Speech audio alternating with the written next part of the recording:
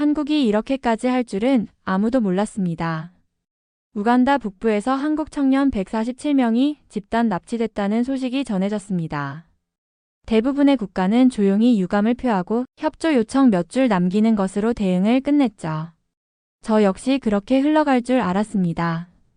그런데 단 하루 만에 그 나라의 움직임이 세계를 멈춰 세웠습니다. 도대체 무슨 일이 있었던 걸까요? 잠깐만요. 이야기 시작 전에 구독과 좋아요 꼭 부탁드려요. 여러분의 작은 클릭이 더 많은 사람들에게 한국의 놀라운 이야기를 전하는데 큰 힘이 됩니다. 자, 그럼 본격적으로 시작해 볼게요. 저는 리처드입니다. 영국 런던에서 위기 대응 컨설턴트로 일해왔습니다.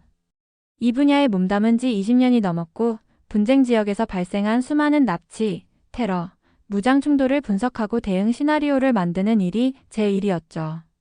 그런 제가 한국이라는 나라에 관심을 갖게 된 건 솔직히 말씀드리면 꽤 우연한 계기였습니다. 처음엔 K-팝이나 드라마 같은 문화 콘텐츠로만 접했던 나라였고 경제적으로는 빠르게 성장했지만 외교나 안보 분야에서는 조심스럽고 소극적인 이미지가 강했습니다.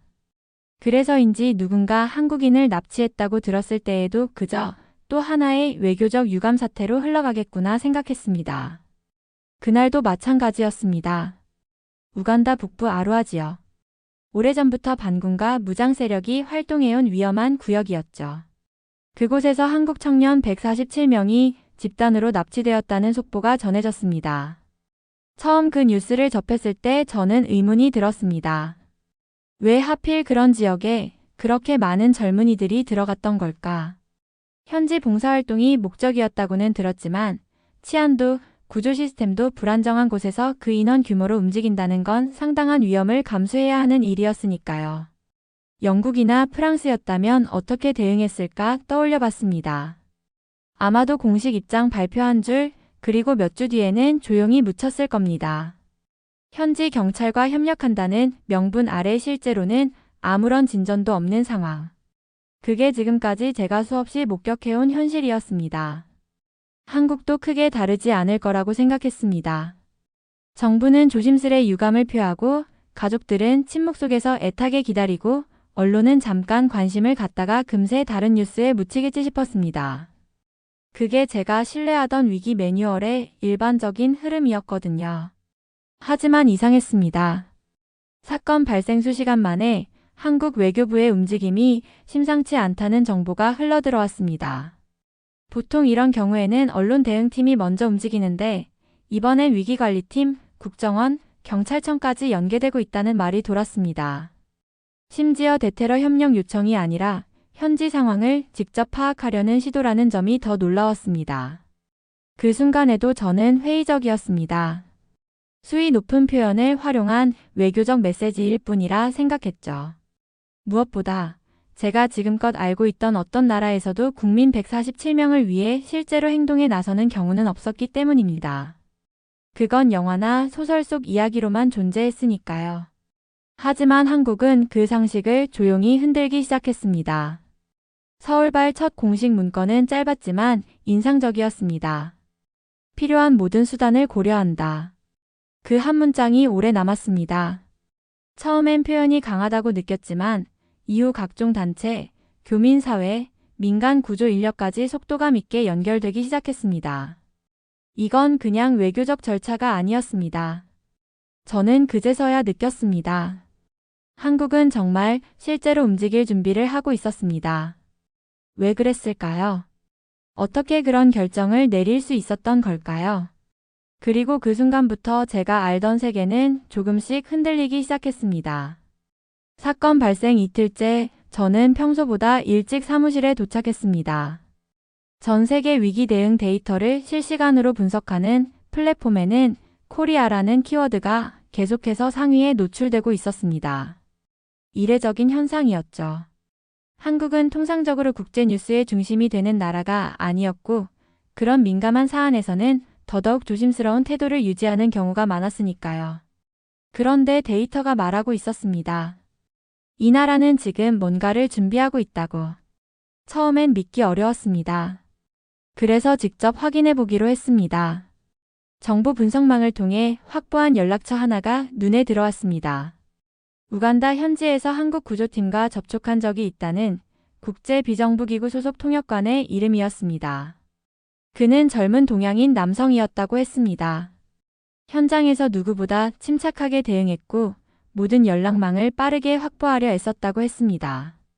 그 목소리를 직접 들을 수는 없었지만 그 순간 저는 막연히 확신했습니다. 그 사람은 한국인이었을 거라고. 며칠 뒤 그 생각은 확신으로 바뀌었습니다. 제 메일함으로 한국대외안보전략연구원이라는 곳에서 보낸 브리핑 파일이 한 통 도착했기 때문이었습니다. 발신자는 명확하지 않았습니다. 공식적인 회람이 아니었기에 조심스러운 태도가 느껴졌죠. 하지만 그 문서에는 지금껏 보지 못한 방식의 구조 시뮬레이션이 정리되어 있었습니다. 지금도 기억납니다. 대응 시나리오의 제목은 이렇게 시작됐습니다. 국민을 기준으로 한 작전 결정. 그건 제가 들어본 적 없는 표현이었습니다. 보통은 국익 혹은 외교적 수위 조절이라는 단어가 먼저 등장하기 마련이었는데 그 문건은 처음부터 끝까지 국민이라는 단어로 시작해서 국민이라는 단어로 끝났습니다. 저는 흔들렸습니다. 그동안 쌓아온 원칙과 기준이 그 한 문서 앞에서 무력하게 느껴졌습니다. 그리고 그날 밤 저는 처음으로 한국에 있는 한 교수에게 메일을 보냈습니다. 위기관리학을 연구하는 학자로서 한국 사회의 특성과 집단 반응에 대해 알고 싶다고 정중히 요청드렸죠. 그런데 그 교수는 다음날 새벽 직접 영상 통화를 걸어왔습니다. 새벽이었고 피곤한 얼굴이었지만 그분은 낯선 외국인인 저를 향해 차분하고 진심 어린 설명을 들려주었습니다. 그분의 말 중 인상 깊었던 문장이 있었습니다. 한국에서는 국가보다 국민이 먼저라는 말은 정치적 수사가 아니라 문화적인 믿음에 가깝다는 이야기였습니다. 그건 법률이 아니라 일상에서 체득된 감각이라고 했습니다. 그날 통화를 마치고 노트북을 덮은 뒤 저는 한동안 멍하니 앉아 있었습니다. 왜냐하면 저는 그때 처음으로 한 나라의 시스템이 아니라 그 안에 있는 사람들의 신념에 감동받았기 때문입니다. 위기 대응이란 건 결국 기술의 문제가 아니라 가치의 문제일지도 모른다는 생각이 들었습니다. 그리고 한국은 그 낯선 시스템 속에서 아주 조용하게 자신들만의 방식으로 움직이고 있었습니다. 세 번째 날, 저는 한국이 진짜로 움직이고 있다는 것을 눈으로 확인했습니다. 이른 새벽 모니터 앞에 앉아 우간다 현지 대응 상황을 추적하던 중 카운터-K147이라는 문서가 제 메일함으로 전달됐습니다. 전송 시간은 한국 시간으로 오전 3시 12분이었고 발신자는 여전히 익명 처리되어 있었습니다. 문서를 열자마자 저는 숨을 멈췄습니다. 단순한 구조 계획이 아니었습니다. 거기엔 147명의 납치된 청년 각각의 신원정보, 가족구조, 의료 이력, 심리상태, 긴급 대응 시 연락 가능한 국내 병원 리스트까지 모두 정리되어 있었습니다. 그중 일부는 미리 확보된 영상 통화 기록까지 포함되어 있었죠. 그건 단순한 대응이 아니었습니다. 한 사람 한 사람을 놓치지 않겠다는 태도였습니다. 그 순간 저는 그들이 이 상황을 어떤 시선으로 보고 있는지를 이해하게 됐습니다. 이건 단순한 숫자가 아니었습니다. 147명이 아니라 하나의 이름이 147번 반복된 것이었습니다. 그 안에서 저는 처음으로 위기 대응이라는 말에 담긴 진짜 의미를 생각하게 됐습니다. 며칠 전 저는 서울에 있는 한 위기 대응 센터에 전화를 받았습니다. 전화 속 한국인은 차분하면서도 정확하게 말했습니다. 그들은 지금 전 세계 민간 위기 대응 인력과 협력하고 있으며 각국의 구조팀에도 동일한 데이터를 공유 중이라고 설명했습니다. 그리고 가장 인상 깊었던 건 그 말의 마지막 문장이었습니다. 이 구조는 실패해선 안 된다는 게 아니라 무조건 성공해야 한다는 관점으로 설계되었다는 말이었습니다. 저는 그 말을 듣고 한동안 아무 말도 하지 못했습니다. 무조건 성공해야 한다. 그건 감정적인 구호가 아니라 실제로 그렇게 작동하는 시스템이었습니다. 실제로 한국은 외교 채널을 통해 우간다 정부와의 고위급 협상을 열었고 이례적으로 자국의 민간 구조 인력을 정부 예산으로 투입하기 시작했습니다. 또한 현지에 거주 중인 한인 커뮤니티를 중심으로 비공식 통역망과 구호 네트워크가 작동되기 시작했죠. 놀라운 건 그 속도가였습니다. 사건 발생 72시간 만에 한국은 현장 근처에 2개의 이동 의료소를 설치했고 같은 시각 국내 공항에는 긴급 귀국 환자 수용을 위한 전용 통로까지 열어두었습니다. 그 모든 조치는 조용하게 그러나 놀라울 정도로 정확하게 이루어졌습니다. 저는 며칠 전만 해도 이 나라가 이렇게까지 할 수 있으리라고 상상하지 못했습니다. 정보 수집과 전달, 분석, 대응, 회복. 각 단계가 미리 연결되어 있었고 무엇보다도 그 중심에는 사람이 놓여 있었습니다. 그날 이후 저는 스스로에게 몇 번이고 되묻고 있었습니다. 내가 알고 있던 위기 대응은 과연 무엇이었을까? 국가란 무엇이며 시스템이란 결국 무엇을 위한 것인가? 한국이 보여준 방식은 전략이 아니라 철학처럼 느껴졌습니다. 그리고 문득 깨달았습니다. 그들이 꺼낸 단 하나의 시스템은 세상을 구하겠다는 거창한 구호가 아니었습니다. 그저 지금 이 순간 어디선가 떨고 있을 누군가에게 손을 내밀어주는 방식이었습니다. 한국이 만들어낸 구조 시나리오는 적어도 제가 보기에는 감탄이 나올 만큼 정교했습니다. 정보의 밀도, 판단 속도, 그리고 현장 중심의 움직임까지. 국가라는 이름 아래 이렇게까지 민첩하게 움직이는 체계를 저는 여태 본 적이 없었습니다. 하지만 그 놀라움은 오래가지 않았습니다. 사흘째 되던 날 유럽 언론들이 일제히 논조를 바꾸기 시작했습니다. 기사를 요약하자면 이랬습니다. 한국은 지나치게 감정적이다. 국제적 협력보다는 단독 행동을 우선시한다. 결과에 따라 더 큰 외교적 문제를 일으킬 수 있다는 식의 지적이었죠. 가장 충격이었던 건 영국 정부의 대응 브리핑이었습니다. 저와 오래 일해온 위기분석실조차 공식 입장에서 한국의 개입은 조심스럽게 검토되어야 할 사안이라고 밝혔습니다. 이유는 명확하지 않았지만 뉘앙스는 분명했습니다.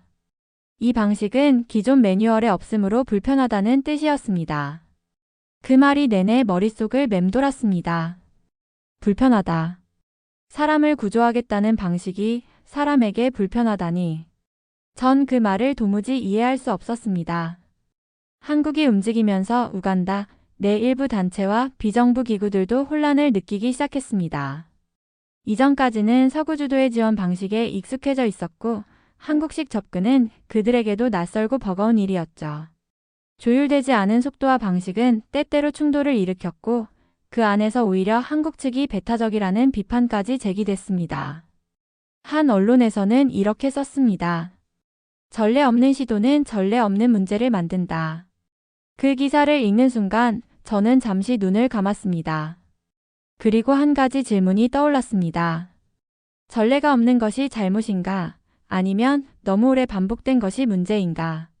사람을 구하겠다는 단순한 목표를 향해 누군가는 손을 내밀고 누군가는 손을 잡기 꺼려 했습니다. 심지어 한국 내 일부 여론도 갈렸습니다. 국가가 국민 147명을 위해 이 정도까지 나서야 하느냐는 비용과 외교 관계를 걱정하는 목소리도 있었습니다. 논쟁은 점점 확산됐고 전 세계가 이 사건을 단순한 구조가 아닌 외교적 실험으로 바라보기 시작했습니다. 그 와중에도 한국은 멈추지 않았습니다.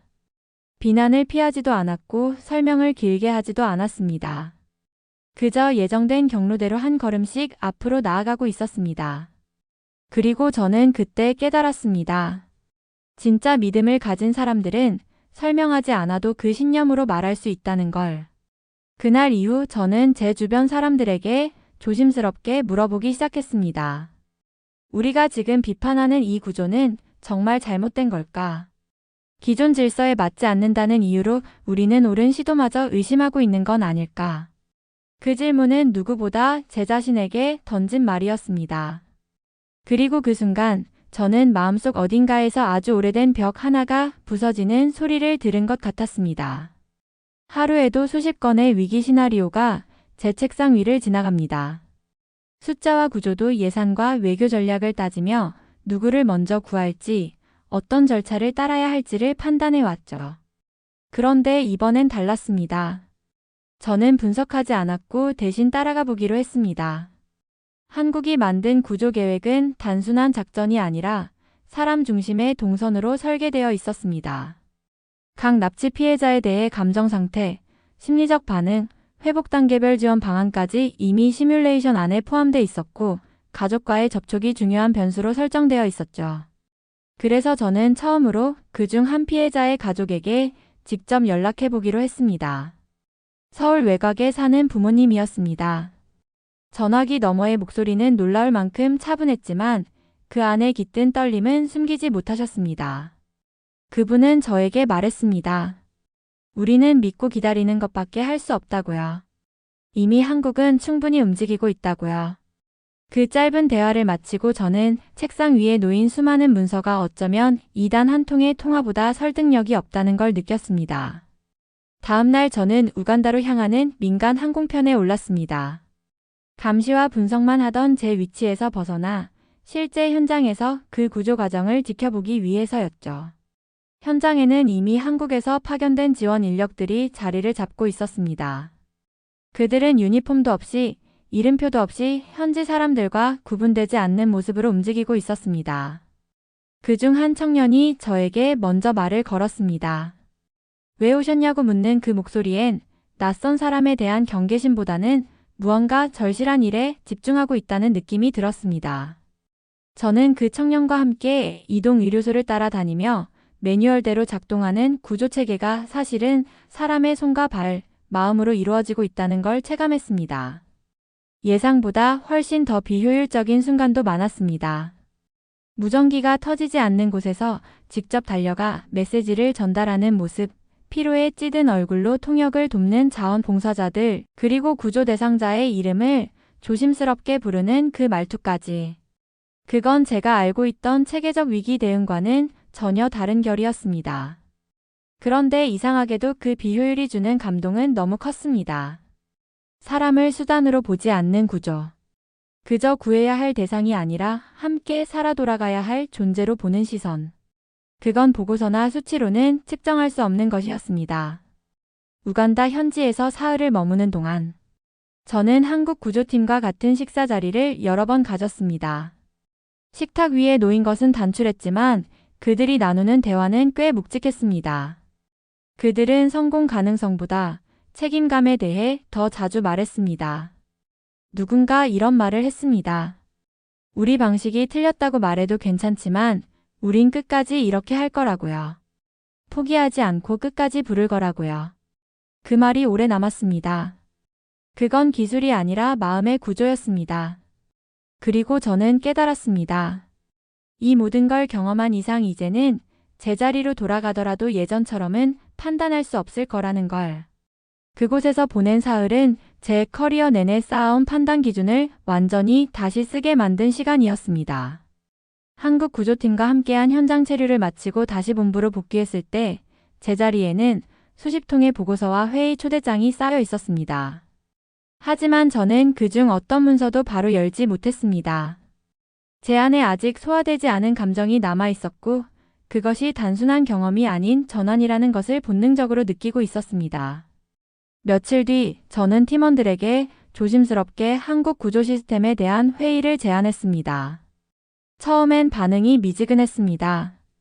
익숙하지 않은 방식이었고 정서 중심의 구조 방식은 숫자로 평가하기 어려웠기 때문이죠. 하지만 저는 제가 본 것을 차분히 설명했습니다. 체계보다는 태도, 매뉴얼보다는 마음이 작동하는 시스템이었다고. 그리고 중요한 건 그 방식이 실제로 효과가 있었다는 사실이라고. 그날 이후 제 팀원 중 한 명이 말했습니다. 현장에 가보고 싶다고요. 직접 보고 직접 느껴야 이해할 수 있을 것 같다고 했습니다. 그리고 실제로 그는 일주일 후 한국행 비행기에 올랐습니다. 현장에서 돌아온 그의 표정은 말이 필요 없었습니다. 단 한 번의 구조훈련 참여였지만 그는 완전히 바뀐 사람이 되어 있었습니다. 이후로는 빠르게 퍼져나갔습니다. 유럽위기 대응 네트워크 회의에서 한국식 구조 매뉴얼이 참고 사례로 소개되기 시작했고 몇몇 기관은 자국 내 시스템의 심리적 회복 단계를 새로 추가하기도 했습니다. 놀라운 건 그 변화의 중심에 거창한 기술이나 정책이 있었던 것이 아니라는 점입니다. 사람을 먼저 생각하는 아주 단순한 철학 하나가 사람들의 마음을 바꾸기 시작한 것입니다. SNS에도 한국 구조 방식에 대한 글들이 퍼졌습니다. 직접적인 찬사보다는 잔잔한 질문들이 오갔습니다. 우리도 이렇게 할 수 있을까? 그들은 왜 가능했을까? 어떤 이는 댓글에 이렇게 썼습니다. 우리는 한국을 따라할 수는 없지만 그들이 보여준 진심은 배울 수 있다고요. 그 말이 마음에 오래 남았습니다. 따라할 수는 없지만 배울 수는 있다. 그건 한국이 만든 시스템이 단지 기술이나 프로토콜이 아니라는 뜻이었습니다. 한 달 후 국제위기관리학회에서 저는 처음으로 한국 구조 시스템에 대한 사례 발표를 했습니다. 그리고 그 자리에서 한 가지 질문을 받았습니다. 만약 당신이 납치된 상황이라면 어느 나라의 구조팀을 기다리고 싶냐고요. 저는 잠시 망설였지만 곧 답했습니다. 한국이라고요. 그들이라면 늦더라도 반드시 올 거라고 믿는다고요. 그날 이후 제 연락망에는 한국 구조팀과 연결되길 희망하는 기관들의 요청이 점점 늘기 시작했습니다.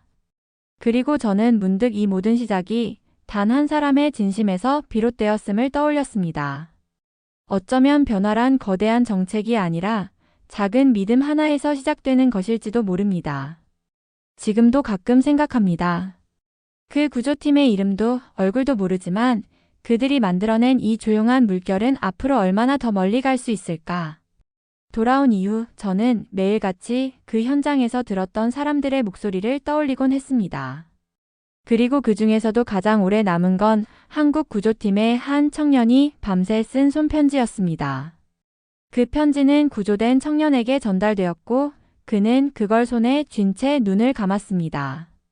읽을 수 있는 언어는 아니었지만 그 마음은 통했을 거라고 저는 믿고 있습니다.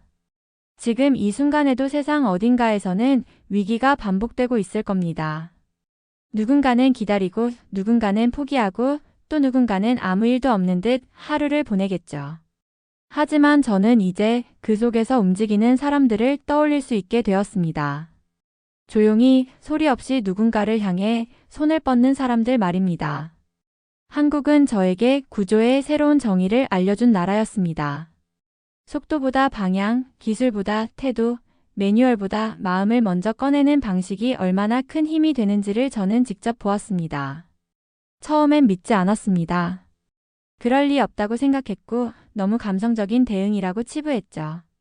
그런데 그 감성이 결국은 가장 현실적인 해답이 되리라는 것을 처음으로 이해하게 되었습니다.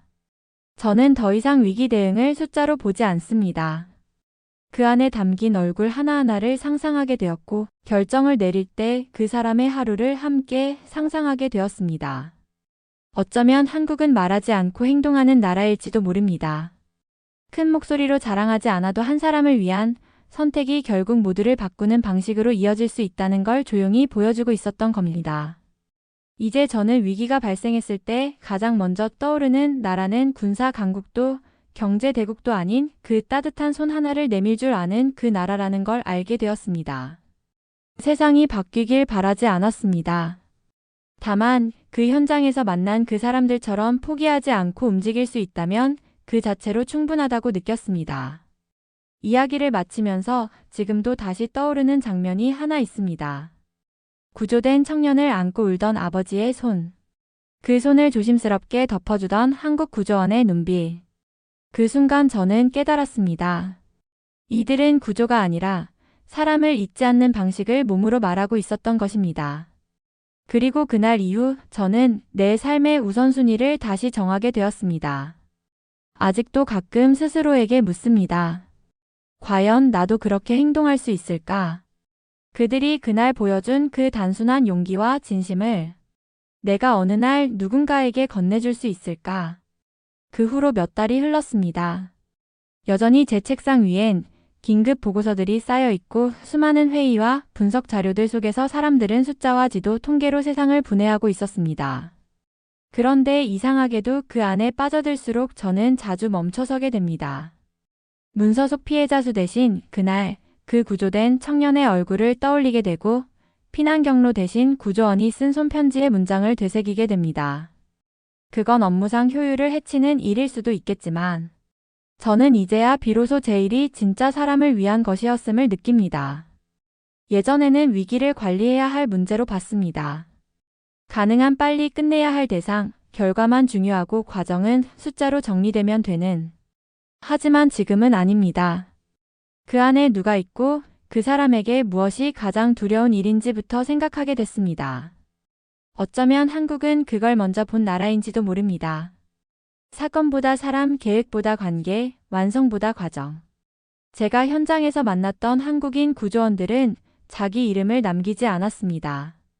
대신 표정을 기억하게 했고 손의 온도를 기억하게 했습니다. 그들은 성공한 구조보다는 끝까지 포기하지 않았던 흔적을 남겼습니다. 가끔 그런 생각을 합니다. 그들이 없었다면 나는 여전히 종이 위에 쓰인 숫자들로 사람을 평가했을 거라고. 그리고 그들이 보여준 방식이 아니었다면 나는 절대 내 방식이 틀렸다고 인정하지 않았을 거라고요. 사람이 사람을 바꾸는 일은 결코 드라마틱하게 일어나지 않았습니다. 긴 말도 큰 사건도 필요 없었습니다. 그저 조용히 손을 내미는 그 장면 하나로 나는 삶 전체의 방향을 수정하게 되었습니다. 지금 이 글을 정리하며 저는 한국이라는 나라를 다시 떠올립니다. 강한 무기를 가진 나라도 부유한 자원을 가진 나라도 아니지만 한 사람을 끝까지 놓지 않는 나라. 그 믿음이 그 기술보다 앞섰고 그 태도가 그 구조보다 먼저 도착했습니다. 이제 누군가가 저에게 묻는다면 가장 위대한 구조는 무엇이었냐고, 가장 인상 깊었던 국가는 어디였냐고 저는 조용히 대답할 겁니다. 한 청년이 자필로 적은 편지, 한 구조원이 내밀던 손, 그리고 한 나라가 보여준 묵직하고도 따뜻한 용기였다고. 이 이야기를 이렇게 마치며 당신에게도 조용히 묻고 싶습니다. 세상이 멈춘 날, 당신에게 손을 내밀 사람은 어떤 모습이길 바라시나요? 여러분은 이에 대해 어떻게 생각하시나요? 여러분의 의견을 댓글로 남겨주세요. 영상이 유익했다면 좋아요와 구독 잊지 마시고요. 알림 설정도 해두시면 앞으로 더 재미있는 이야기로 찾아뵐게요. 오늘 하루도 행복하시고 다음 영상에서 만나요.